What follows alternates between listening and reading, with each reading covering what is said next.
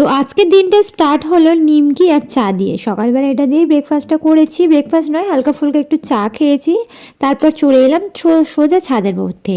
তো আজকে যেহেতু হাজব্যান্ডের ছুটি, আমাকে কিন্তু 2 থেকে 3 ডবল কাপড় কাচতে হবে। কেন বলো তো, এক তো আজকের এই বিছানার চাদর পাদর সব কিছু তুলে দিয়েছি, তার সাথে সাথে হাজব্যান্ডের যে জ্যাকেট, এখন শীতকালে যা যা উনি পরেন প্রত্যেক সপ্তাহে, উনি যেদিনকে ছুটি থাকেন সেদিনকে কিন্তু কাচাকুচি করতে হয়।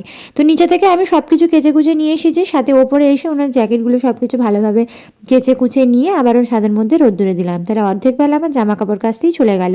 তো নিচে এসে দেখলাম মা ওকে এখানে রোদ্দুরের মধ্যে খেলনা নিয়ে বসিয়ে দিয়েছে। তো এখানে রোদ্দুরও খাওয়া হবে, সাথে মেয়েটার আমার খেলাও হবে। তো এইভাবে বসালো। দুপুরে আজকের খিচুড়ি রান্না হয়েছিল।